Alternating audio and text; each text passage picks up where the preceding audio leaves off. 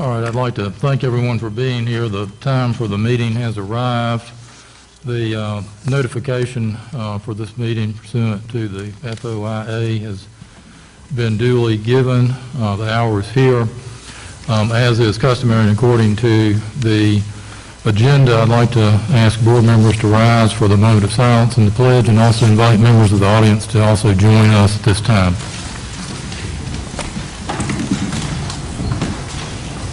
And now observe a moment of silence.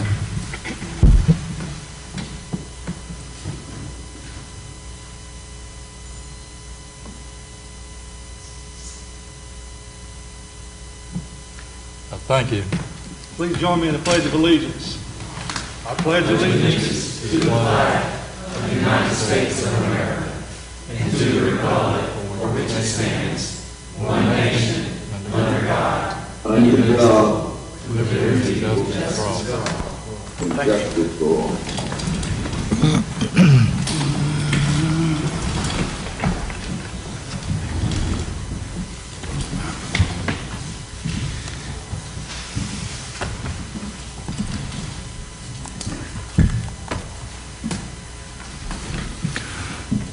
All right, I'll make note that we have two board members that are joining us virtually that could not be here tonight. I'd like to thank board members E.J. McIver and Brian Chapman for their presence. You can't see them, but they're right here in front of me. Thank you, gentlemen. This time, I'd like to entertain a motion for approval of the agenda. So moved. Second. All right, moved and seconded. Those in favor, please say aye. Aye. Aye. Opposed likewise. That's unanimous. Thank you very much. This time, I've received cards for public participation, and we'll move to that phase of the meeting. Pursuant to public participation, participant is allowed up to 5 minutes to address an issue of concern. We do not discuss personnel matters or identify employees by name during public participation, but rather the instructions as set forth on the card that you filled out. I will first recognize in the order I've received these, Kathy Harrell. There's a mic here up front that I would ask that if you participate, you would come and address yourself there.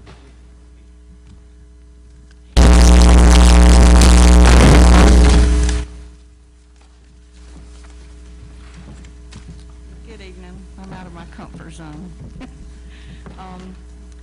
This is just the highlights of what I would like to say. First and foremost, I want to say that some of your decisions have been are due to the government, the legislative laws, and Governor McMaster, and I don't hold you responsible for that. I'm here to express my concerns as a grandparent. I can relay to you what I know is fact, but will be the first to tell you I don't know it all. Something changed dramatically from 2019 to 2020 to 21-22 school year, not just masks. I pick up my grandson every day from school, and I have witnessed a whole different system from his school, and also from last year. For one, people go to the front door of the school and are buzzed in and come out with child both unmasked. Last year, not one person was allowed in at all. All business was conducted outside the door. A teacher or staff member came out to the parent, and the parent was not let in. I've never seen inside my grandson's school, and it hurt, even though it hurts, that's okay. I could unknowingly spread something or catch something. I have been caringly asked if my grandson had COVID because he coughed all day yesterday. I was told them that he had caught a cold the first week of school and had to miss 2 days. He's had numerous doctor's appointments, COVID tests, and I assured them he was not COVID positive. Why could he have not been sent to the nurse if there was so much concern? How do they check kids at school for COVID? Sent home with suspicions, and 3 days later we find out your child may be positive, 2 weeks quarantined.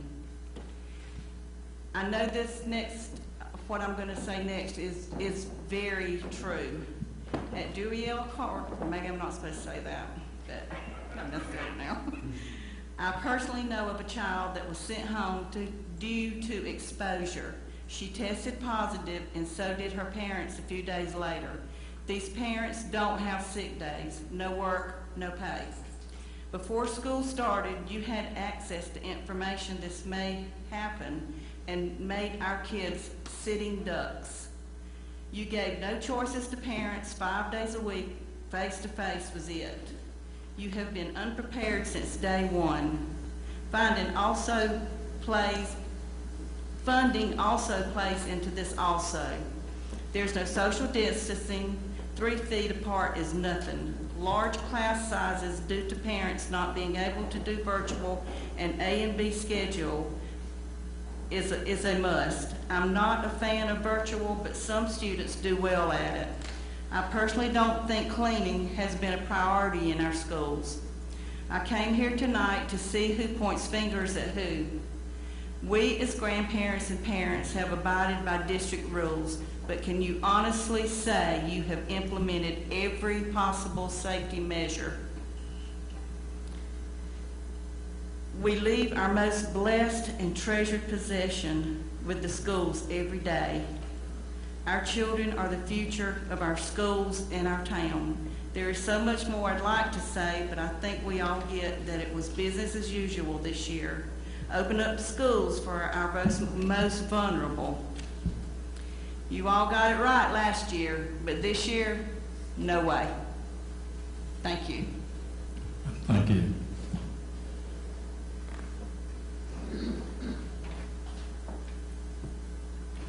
Next, recognize Ellen Ugman Black.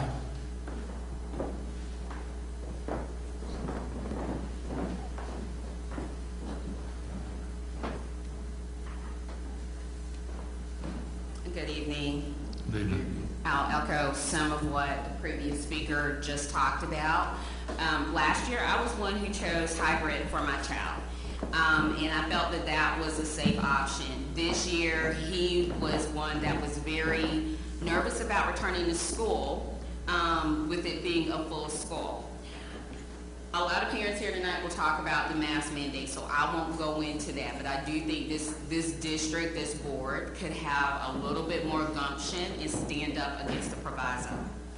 My concern is, 2 weeks into the school year, I received a phone call from the school nurse at West Florence, 9 o'clock at night, that my child sat somewhere near someone that was infected and needed to be quarantined. My first question was, which she could not answer any of, when, how, and where. The most information I've been able to gather is that my child sat near, but they did not quarantine the entire class. In a high school and middle school setting, that does not account for kids that change classes, walk halls, pass each other in bathrooms, sit beside each other at lunch. So quarantining kids that sit on the same row doesn't do a lot. Secondly, there was no option for how to educate the students that were quarantined. In all fairness to the principal and the educators at the school, they were very accommodating. But telling my child, who also has an IEP plan, just check Google Classroom and call me and let me know if you need help, is not instruction. It does not replace live instruction. There should have been an option to figure out how to live stream the teaching so that my kids' learning could have continued. What I've been told that everybody is trying to accommodate me is, number one, the days won't count against him, and number two, we won't hold him accountable for the work. I was able, fortunately, to get him back in school earlier because he passed the COVID test, but he was still out for a week. A week is critical to a 10th grader with an IEP, a 10th grader or any student, period. And so to tell me that we won't hold him accountable for the work, are you going to hold him accountable for what he didn't learn, that he can't keep up with and apply forward? How hard or complicated would it have been to figure out how to take this same technology, turn it on the classroom, and stream it out to the students? This district is wholly unprepared to deal with the onslaught that we're dealing with, but the district has the resources. Not only do you have the resources to fight the mask mandate, you have the resources, if you're not gonna fight the mask mandate, to at least adequately educate the students. Give us a virtual option for those parents who are not comfortable sending their kids into school. We can do better, and we should do better. That's right. Thank you. Next recognize James W. Williams.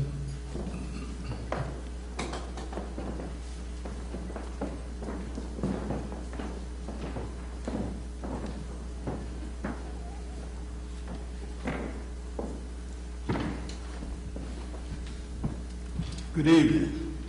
Good evening.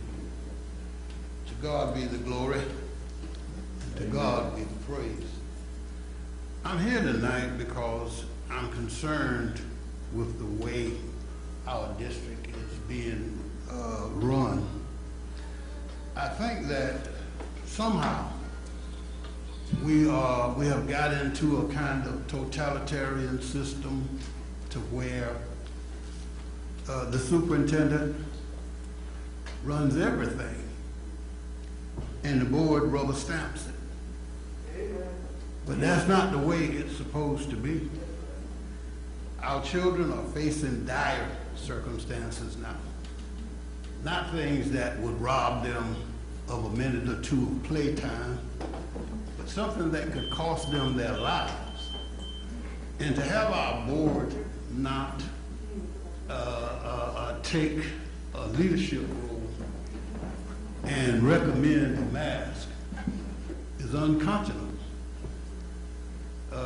I would hope that politics does not weigh into this, but it seems like it does. We, as parents, are asked through taxation to afford what this district wants to do, and I want to commend you on your building plan.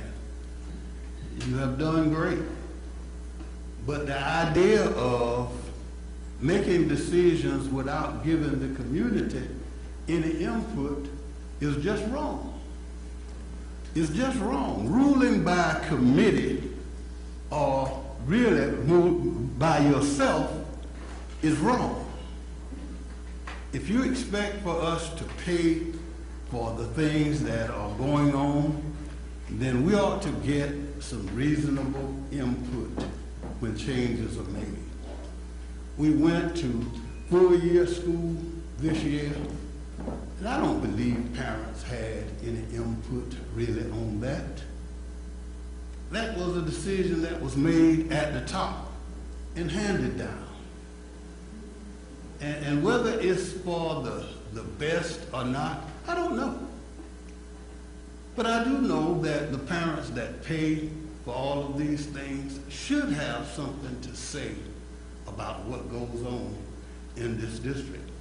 I wish this board would look inside and consider that these people vote for you and they put you up there to represent them, and it's just unconscionable that with options like wearing masks available to you, that you sit behind a governor's mistake, I believe,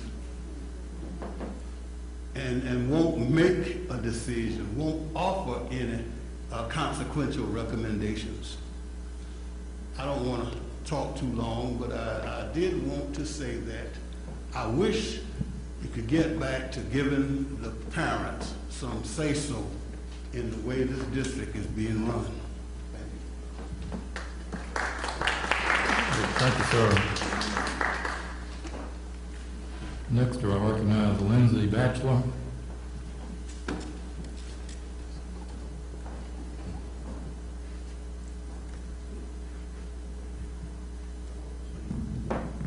Good evening. Good evening. Thank you for being willing to hear our concerns tonight. We appreciate your work.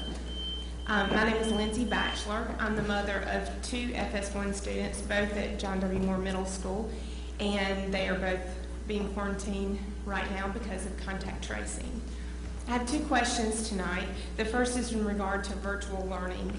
Today I watched my 6th and 8th grade daughters struggle to learn and participate in their classes because they were essentially watching their classes happen online. It was not an interactive experience where the students can ask their teachers questions spot on. It was an experience where my kids are watching a laptop turned backwards so that they could see other students and see the teachers in the class but could not interact. It's very difficult to learn algebra and other subjects in middle school in this way. Obviously, this is not ideal.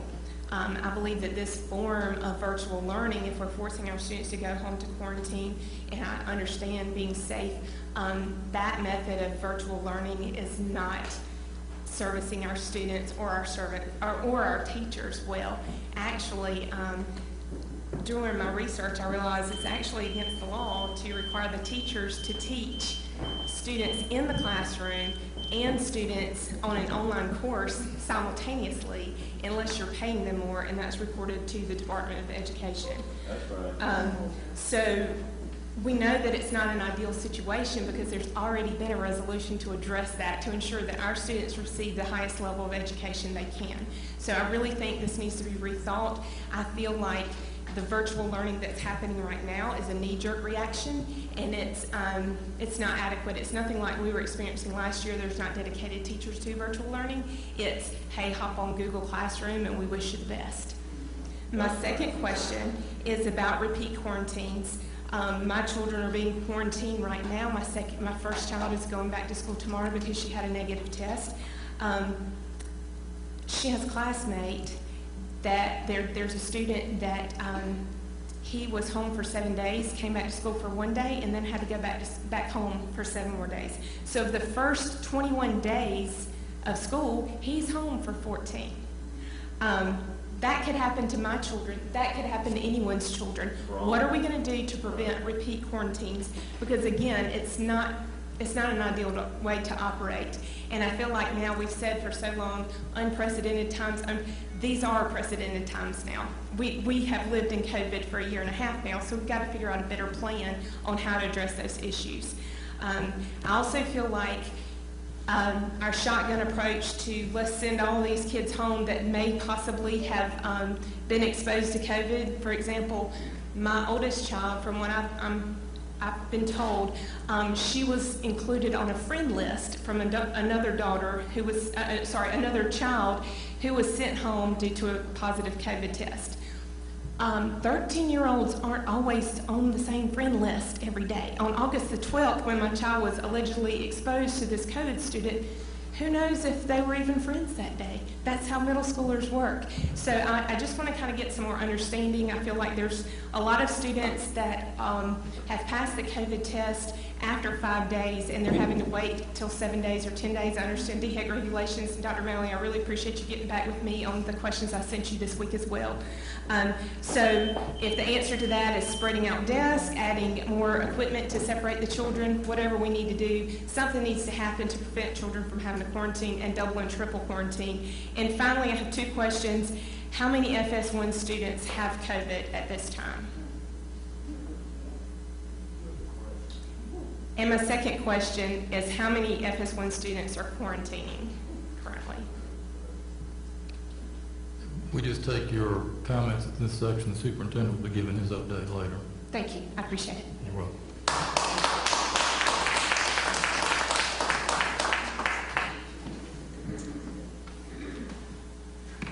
Thank you. Next, I'll recognize Myretta Lane.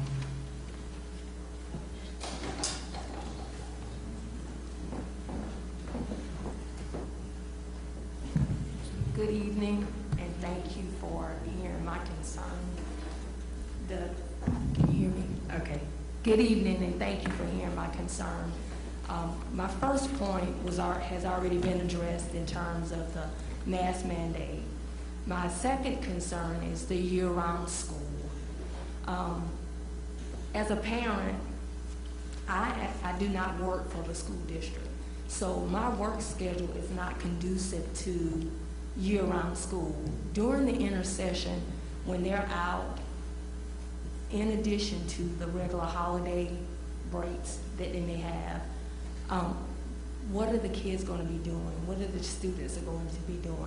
How does that accommodate the working parents that work regular 9-to-5 jobs that cannot take off 4 weeks of leave to accommodate their children? So that's my main concern. Thank you.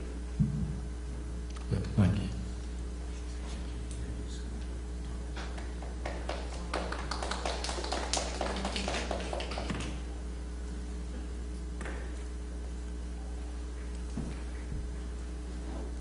All right, Ms. Hoffman, can you hear me better this way?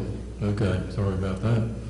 Let's recognize Suzanne La Rochelle.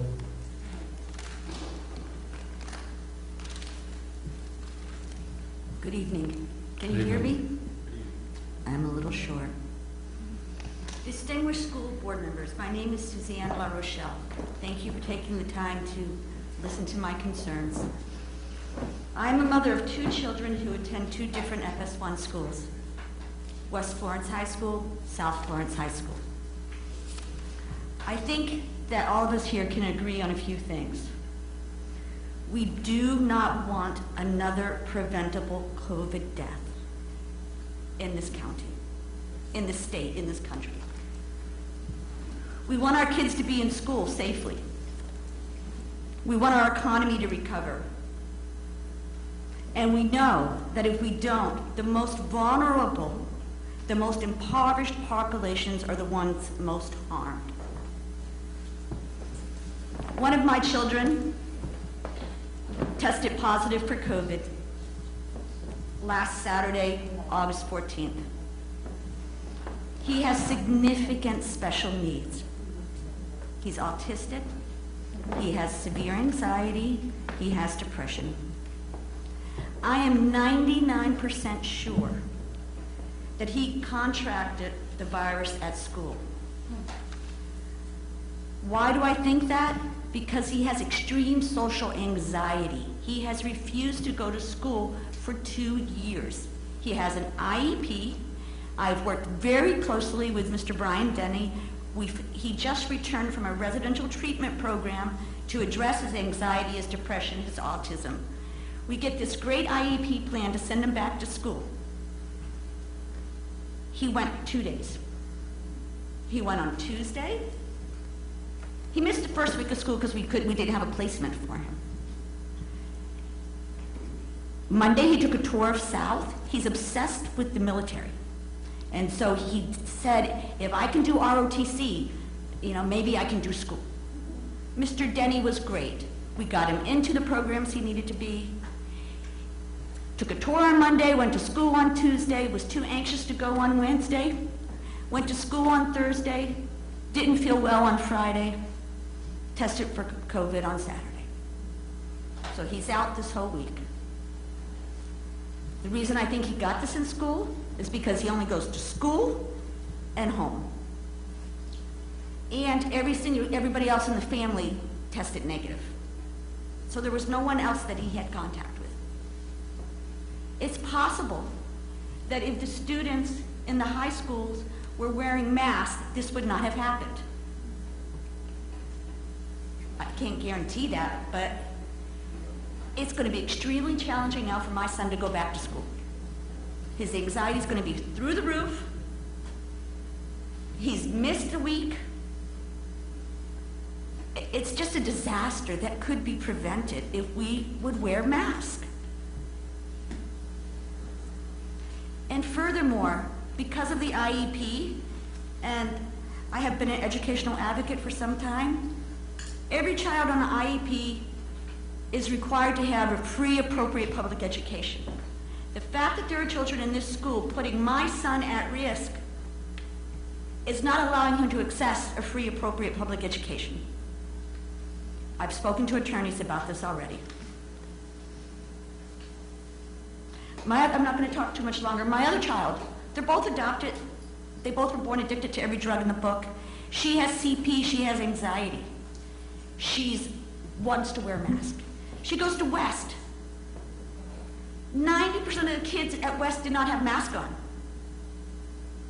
She gets in the car. I say, sweetie, where's your mask? Oh, Mom, they're not wearing masks. Now, granted, I wasn't inside, and you don't have to wear a mask outside, right? But the teachers didn't have masks on either. There's not a culture of taking care of others by wearing masks. It's sad. It is so sad. To conclude, I know that yesterday President Biden, he gave this memo to the Secretary of Education. I know that South Carolina was approved for their last third, is it $70 million to the state, to ensure that our kids go back to school safely. We don't have to follow Governor McMaster's proposal. We don't have to use that state money for masking. We can use the federal dollars, according to an attorney I spoke to today. So there is no reason why we can't mandate masks. And if that's a problem, in Texas, another school board, what did they do? Mask is required, they put it on the dress code for safety.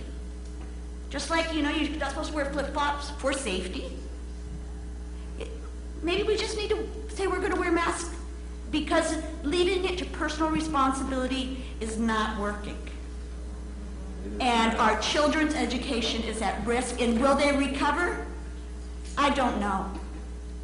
But we've got to change it, and we don't have to wait for McMaster to call in the General Assembly and to have the laws change. Every person in this room that is educated and intelligent knows that the CDC, the American Pediatric Society, our Secretary of Education, they all are saying wear masks. McMaster is standing by himself and his minions. I'm with you.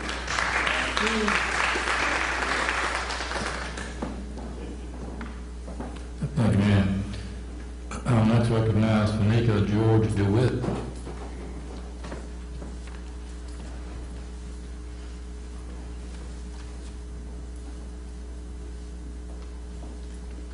Good evening, everyone. Try to make it quick. First question is, what specifically will be withheld from school districts within the state funds if there is a loss due to implementation of a mask mandate? Number two, with state funding possibly being withheld if masks are mandated, can ESSER 3 funds be used in place of the withheld state funds? How do you plan to offer assistance to students required to quarantine for 7 to 10 days through no fault of their own because someone else tested positive for COVID-19? Number four, will you make a request to either South Carolina DSS pandemic EBT area for the quarantine students to be reimbursed with pandemic EBT funds for the days they were required to quarantine when it wasn't their fault? Or do you plan to make any arrangements to have food delivered to those students that have free and reduced lunch and parents can't afford it? Number five, if more than 5% of the students may need virtual, can other funds be used to supplement the 47.22% federal funding that could be taken away? Or do you have a plan for accommodations at a bare minimum if necessary to cover the losses? 6, is it possible to have a live video on Google Meets or Seesaw, et cetera, for the younger students to interact with the teachers if they need to quarantine? I don't understand or have been instructed how to use Google Classroom for my 3rd grader, and I'm college educated. So, number 7, well, I'll get to that one last. Number 8, which is more important, loss of funds with healthy students or just make do, or keep funding dollars but lose students and staff to sickness and possibly death? Number 9, will you provide hand sanitizing stations back into the schools throughout the halls, not just up front, so it's more readily available like it was last year? And 10, when I did agency nursing a long time ago at Providence Hospital, they had something called the Big Brother mode, and my suggestion would be the name ID tags for all the kids, where if they're there, it beeps to let you know that they're in school, and it tracks their locations, so that if a student is with someone that is COVID positive, they've been around them within 6 feet of distance for more than 15 minutes. Your IT people, if they're smart enough, they can develop a program, and y'all can use some of the extra 3 funds to get that for all the students, so that you have an instant contact without trying to say, oh, I remember Johnny was sitting by Sally and this one was sitting by Suzette, kind of thing. And my last one is an observation that I've noticed every single time I come to a meeting. Why does the head security guard that's sitting back there, he picks and chooses who he wants to scan versus everyone else, regardless of who they are? Because my thing is, you can have an angry employee come in here. One of your board members, you could be angry, and now they have an open carry law. Certain people he let go by, other people he stopped and scanned. And I was waiting to see if he was gonna scan Tanya, because he didn't scan the other people either when they came in, and I was standing there watching. Thank you.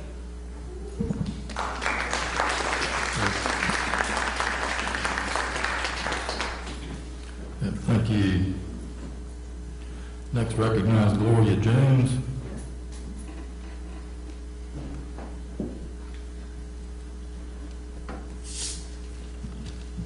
Hello, my name is Gloria C.L. Jones, and I still want to address my concerns of my son and myself being discriminated against administrators of Florence School District 1. My number one question is, why when I email the board, the person that's assigned to my seat in my district never responds to my emails? When I address my concerns of how my son has been bullied, discriminated against, retaliated against, denied rights to his free public education, I'm ignored. My second question is, when will somebody address the superintendent and the LEA for their parts of violating my son's verbal rights, HIPAA rights, and denying him services that he needs in an IEP? My son was extremely sick all of last year. I addressed my concerns in IEP meetings, and in each one of those meetings, the man that was over the special education department used his authority to discriminate against my son's medical condition. I addressed the board, and I still continue to address the board. I filed due process hearings, and now I'm being retaliated against by attorneys hired by the district, by trying their best to violate my son's HIPAA rights, by trying to not allow him his due process hearing. I want to know, when will Florence School District 1 do something about a board member ignoring me when I send emails asking for a response? I want to know, when will the board do something about the superintendent and the man that's over the special education department when they literally go into my son's IEP and change his records? I would like to know, when will this board do something about this man over the special education department not allowing my son to receive services and accommodations in his IEP because he uses his authority to bully, retaliate, and deny him access to services that he needed to get those accommodations. Florence School District 1 hires superintendents and other employees to do a job. Weekly, I file complaints, I file grievances, and now having to file OCR complaints because Florence School District 1 ignores my many complaints. Every day I experience anxiety, stress. I can't sleep at night because I'm always worried about what's going to happen to my son when he goes to school and the administration is not following his IEP. I hate having to address my son's concerns every day to the board that continues to ignore me. My other question is, where are the parent advocates hired by Florence School District 1? No one has ever came to my rescue to help me in reference to my son. I also advocate for other parents that now I'm being retaliated against because I'm choosing to help them make sure their children are getting the services and accommodations in their IEPs. I have emailed the board, the parents have emailed the board, the parents have also contacted the board. We're still waiting, when are you going to schedule IEP meetings? When are you going to allow a parent to have their due process hearing? When is this board going to do something about the leader of the special education department denying a parent a right to her due process?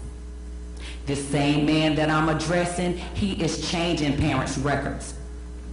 I understand this board would say those are allegations, but one thing that I've learned with this board is you have to have documentation. I have emails. I went to the board. I went to the district office. I've requested my son's medical records, well, not medical records, his IEP records, and I still, as of today, have not received them. What is the purpose of having someone on this board and they don't return my emails? What is the purpose of having someone that's supposed to care about our children if he's bullying those children, if he's discriminating against a child for their medical condition and their learning disabilities? I have requested investigations be done on the superintendent and how this special education leader is handling my son's case, as well as the other parents that I'm advocating for. And I still feel like we're being ignored. Where is the investigations? Is the board investigating the superintendent to make sure he is really doing his job to accommodate our needs, our questions? I also requested to have a meeting with the superintendent, and I still haven't received a phone call as to where I can meet with him to address my concern and to see what is happening with my son's case. I went to the district office to request my child records, and I still have not received those. If someone is constantly changing my child's records, and I'm constantly filing complaints, when will this man be fired from his position from breaking the law? I send these concerns to the board, and I'm steady being ignored. Ms. Jones, you've crossed the line as far as identifying a specific individual and getting into a personnel matter. You could state your issues, but your card was clear as to not to get into the personnel matter directly, so I would ask you to stick to your subject. Okay, well, I would just want to go on record that there's another young lady that mentioned that man's name and you said nothing to her. Point of order, Mr. Chairman. Point of order, Mr. Chairman. She did not call anyone's name. How many superintendents do we have, board member? Point of order, Mr. Chairman. She did not call anyone's name. Okay, all right, so we'll play that game. It's okay, I'm used to the discrimination against this board. Point of order, Mr. Chairman, but we've had previous speakers to call name. And they did. So we must be consistent and fair. And I apologize to her because people have come here before and have called for firing us. We've had principals that have stood up here and called for us to be fired. And there weren't but 9 board members then. So I apologize to her. She didn't call her name. She followed the policy.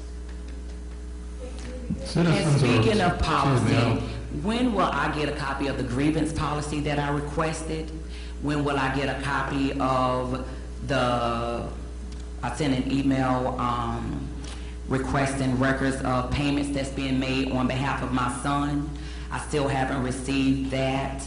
And I still would like to get copies of the board investigating my many complaints of these children in Florence School District 1, which are African American children that are being violated, their HIPAA rights, their FERPA rights, their IDA, everything is not going according to plan, and I continue to file complaints, and I don't understand why the superintendent continues to remain in his seat. Thank you. Okay. Thank you, ma'am. I'd like to clarify, just for everyone's benefit, what the card actually says. And it says, citizens are not allowed to address personal attacks / complaints against employees of the district during open session. It says nothing about naming by name. That's what I was seeking to enforce. I next recognize Tony Yates.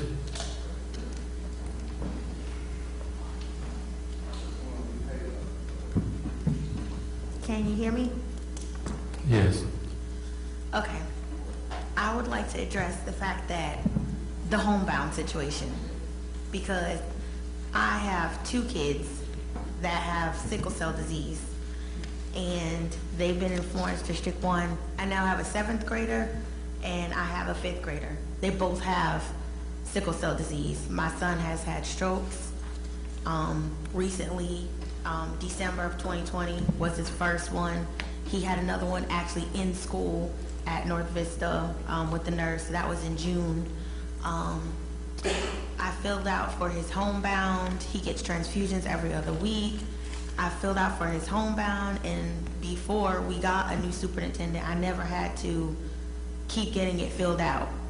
They only last a couple of months. He won't give my kids homebound for the full year because I guess it was being abused is what their homebound, I can't say names, so their homebound caseworker told me he won't approve them for the whole year, but I don't have time. It's really frustrating when you're dealing with a child that's sick, that has transfusions, you know, that's in pain, that's out of school often, and you have to keep going back to the doctors to say, can you fill this form out because, you know, it expired? Or have the attendance clerk calling me like, yes, Miss Yates, I know, you know, their homebound has expired, so I'm gonna need for you to get Dontrell's dates together. And I'm asking the doctors and nurses, can y'all give me the dates of his transfusions? You know, they go back, they do the extra work. But the point is, I shouldn't have to fight. It should just be approved. I've also, both of my kids, I had nightmares. I couldn't sleep when I found out about the protocols that were in place for them to go back to school because they have sickle cell. Their doctor, their hematologist said they need to be on homebound. So I filled out a homebound paper, and both of my children were denied. They had to go to school. I was told, you don't have any choice, you gotta send them to school. But I kept my kids home until the first Friday. I called the superintendent's office. I've left messages. I've talked to Mr. Deeney. I've talked to their homebound teacher, caseworker. I've talked to Ms. Dixon. I've talked to the principals at both my kids' schools, at Williams and North Vista. They try to do their best as far as making me comfortable, but at the end of the day, I wasn't comfortable sending my kids. Couldn't sleep, prayed, got on my knees. It was ridiculous for them to be denied, especially my child gets blood transfusions every other week. He's in the clinic with kids that have cancer, but he's being exposed at school for COVID. The hematologist doesn't want that. That's why she filled out for him to have homebound, but he was denied. It's just been a little ridiculous. My daughter is now home on quarantine because she was exposed. So she's currently at home. Her first date, they told me she was exposed Friday. She could come back the 23rd. Got a call from the nurse again. Monday she was at school. There was a kid on Monday that tested positive that was around her, so now she can't come back to the 28th. She also has an IEP. Virtual doesn't work for her. I'm not the parent that wanted I really didn't want full-time virtual. I wanted safer procedures. I really thought y'all would go back with the AB day, with the social distancing, with the plexiglass, with the hand washing stations. They have a sickness, so they know how to protect themselves. If those procedures were in place for them to protect themselves, they would have been better off. And with her having an IEP, she does need that face-to-face interaction.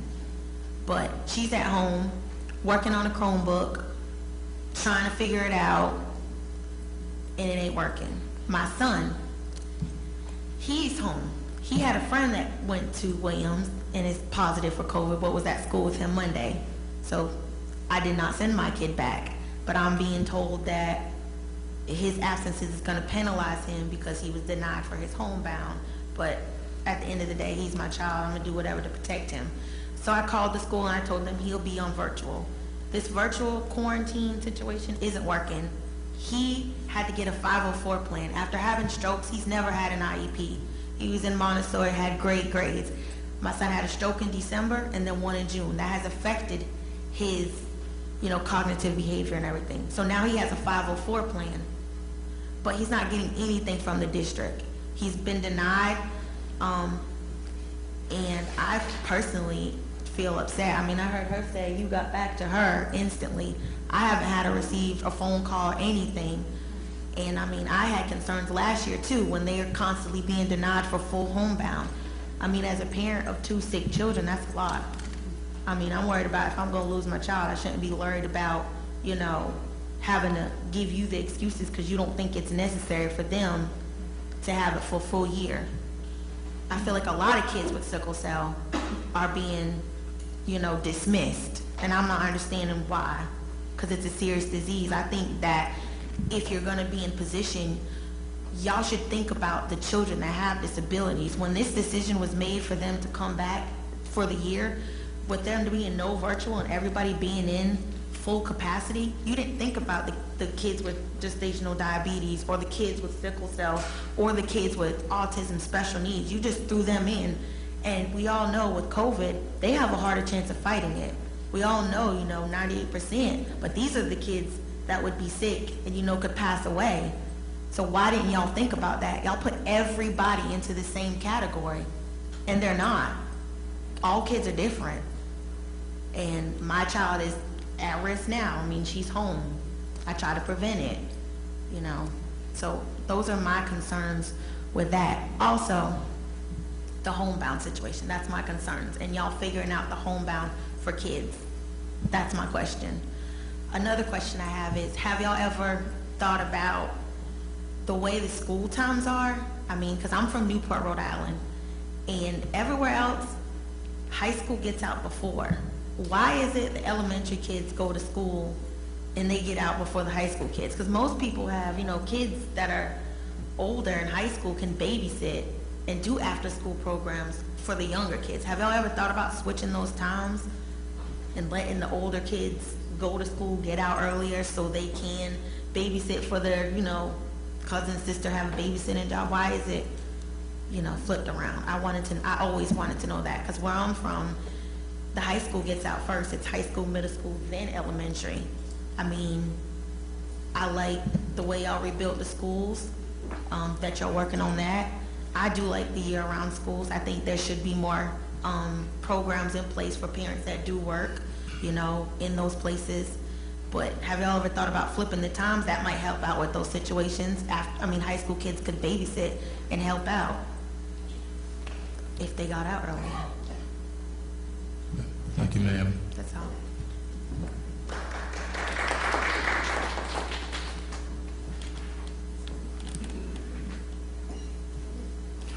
Let's recognize Darnell Carter.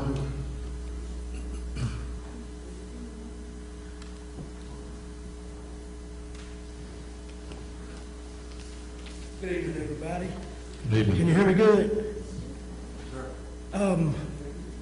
As a parent of a child in high school, Florence District 1, as a husband of a wife that teaches, I've been teaching for some time in Florence District 1. I'm very concerned about the mask mandate, which I can kind of understand politics, the way I look at it. So I wanted to ask a question where we as adults, I'm looking at all of you guys, everybody up there got on a mask. My question is, how can you not say to yourself, that you are not a bunch of hypocrites? But hold it, don't get mad. When I walked in the door, they had masks. Walk into school, no mask. Of someone that's a student, going along with what I put on my paper, teaching. Last year, at the end of the year, you guys had hand sanitizer, had masks. This year, you got 20 kids in a mobile, no mask. My question is, how can you look at yourselves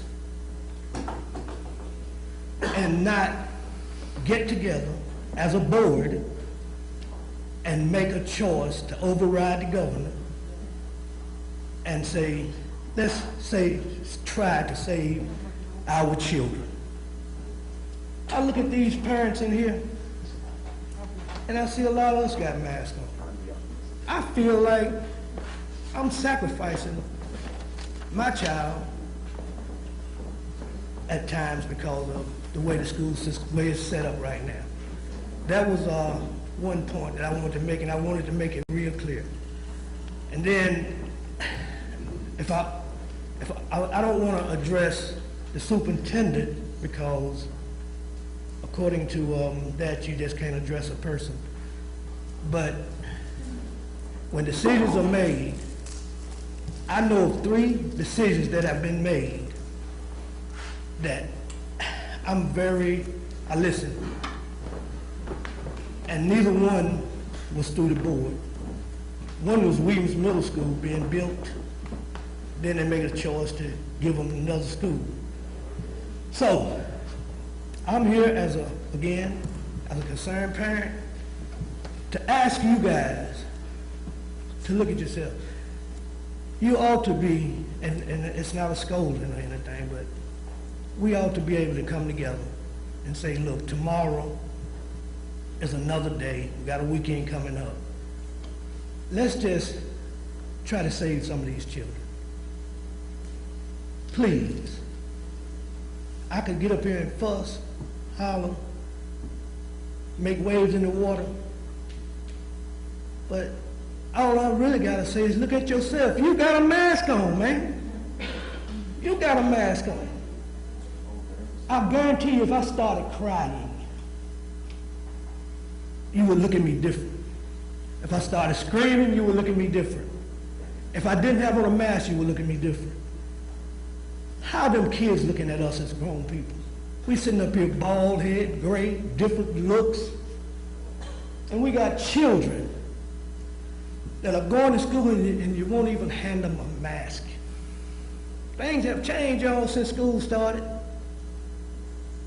We ain't got prayer in school. What's wrong with a mask? You got one on. And I felt like I needed one on. I've had about 6 people I know personally to die.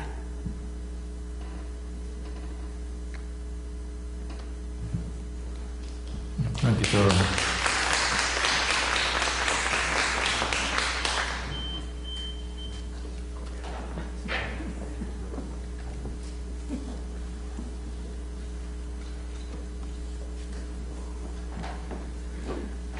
All right, Board Member Pipkins.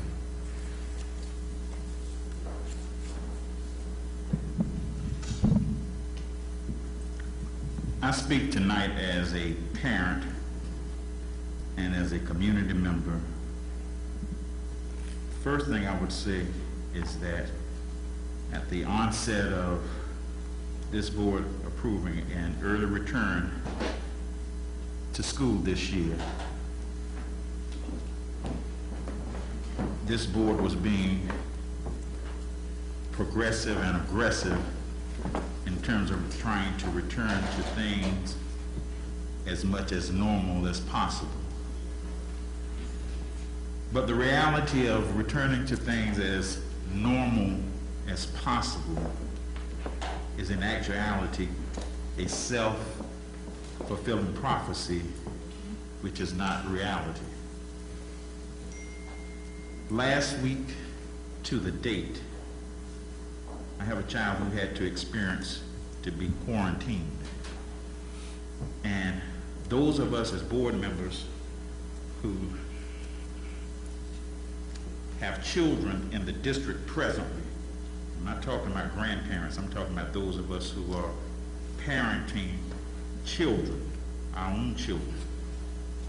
And when the parent receives a cold and the manner in which information is communicated, it's vague, it's not complete, it's not thorough. And then the second piece of the question as a parent in terms of how is the trace or tracking determined and it's determined based upon what someone else has said, and then the student receives notification that you were around someone within close proximity, and the impact that that has on a child in terms of the mental health capacity and the other social issues. And I say this to say that not one person has followed up with my child or any other child that I know in terms of just to do a wellness, a mental health check. So I'm asking that as a district that we employ such services to our children, because when you have children that are quarantined, they need support, because you have to sit in the process and wait to receive the final, first of all, before you even get tested. You have to wait through that process, and then when the child is tested, then they have to wait in that process. So I don't know if the board members understand what it's like for many of the parents who are walking through the shoe, but it's not an easy walk through. So I say that to say that I trust tonight that this board will also look at not just the mask mandate and to respond to politics that have entered into public education. And when I consider the fact that even in terms of some of the federal dollars that were given to public education in this state, it was an attempt to redirect those dollars to private schools, and the state Supreme Court ruled against it.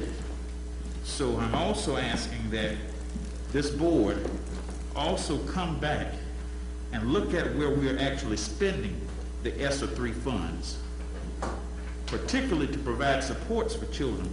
The Google, I want to call it the Google Hangout, it is not complete in terms of providing full instruction. And I'll give you a point. I had an interview scheduled with a local news station, and I happened to be home, working from home. My child was in class, but my wife got a cold that my child was actually absent from class. So because I was going to the location, I'm trying to determine how does that happen. There's some disconnect that is happening, and that also provides additional stressors on families. So at some point, and I'm not being critical, I'm simply bringing some things to light. We need to step back. We need to step back, regroup, assess, and evaluate. And the heck with what Columbia has put before us in this proviso. This proviso goes totally against what one party proclaims as home rule. The board should be in charge of itself. And if the board violates laws, and in such as this particular proviso, I say so shall it be. As I think back over the years, and we're getting ready to reopen McClinigan as an administrative office, but it was actually the first melting pot for ensuring that this district would also have some level of desegregation or integration, and understanding that there were laws in this state which prohibited the races from actually being able to be educated together. So I say, and I use that as such, but I'm also a member of the South Carolina Caucus of Black School Board Members, previous past president, a member director, and they've also passed a request asking that the members of the General Assembly reconvene and repeal Proviso 1.108. So I pray and I trust that this board will take such action, not just for my child, but for all children. And we've declared in our mission and our branding that children are first. Let this board live up to it. Thank you, Mr. Chairman. Yes, sir. Thank you.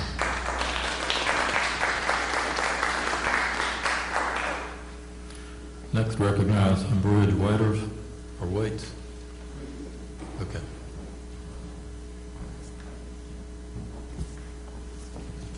How y'all doing this evening? My name is Rich Waiters. I have 3 children. They go to Northwest Elementary. And I guess you guys are the people making the decision, so I'll have a question. By a show of hands, how many of you have children that go to public schools that you are sending my children into the conditions for? Okay, that's good. When was the last time any of you been in a public building with 3,000 people unmasked in the last 30 days? That's a foolish decision. And last, I'd like to point out that there was a young lady of a certain race, I would not specify, who came up here and said that to a certain board member she was responding to properly, and there were 2 other young ladies of a certain race that I would not specify who has not heard back from that board member.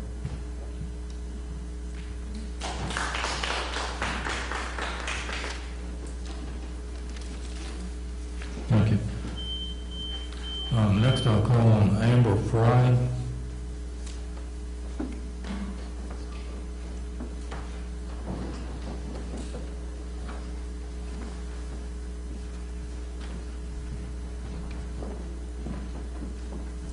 Hey, Ariel. Not extremely prepared, but recently a stepmother to a 6-year-old. And I'm, I think, the opposite of a lot of people in here, and I do not want my child wearing a mask. Yeah. I do not.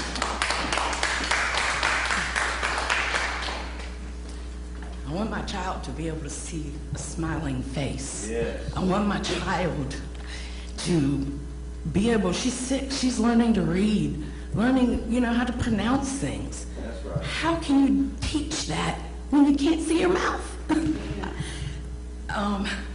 So I did look at a few things, and there have been certain studies done, and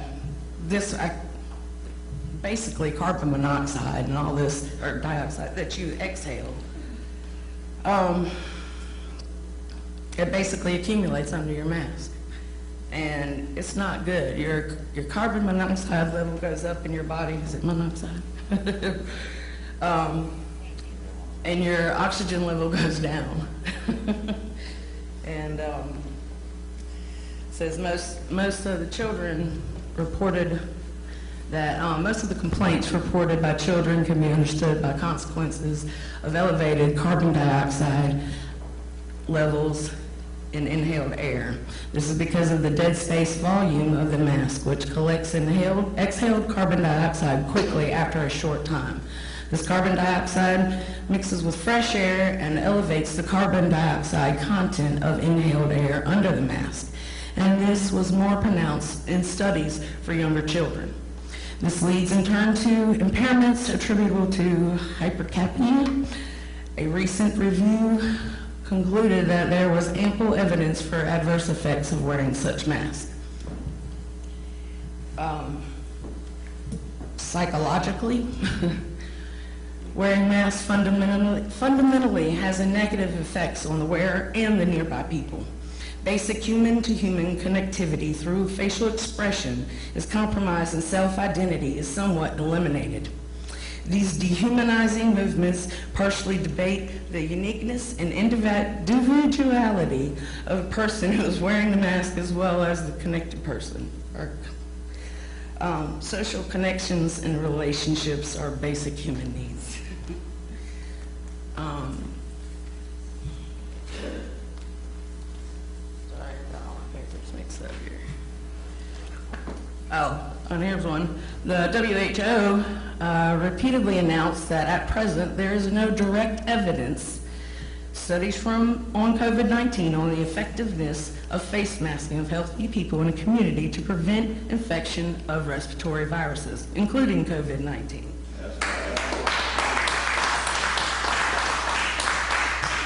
The existing scientific evidences challenge the safety and efficiency basically of wearing face masks as preventative intervention for COVID-19.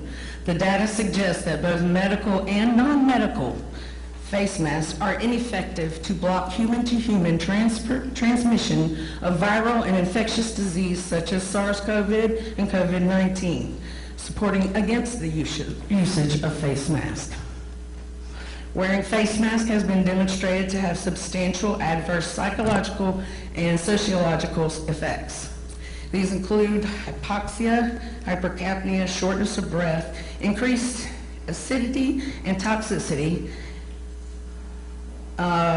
activation of fear and stress response, rise in stress hormones, immune suppression, fatigue, headaches, declining cognitive performance, predisposition for viral and infectious illnesses, chronic stress, anxiety, and depression.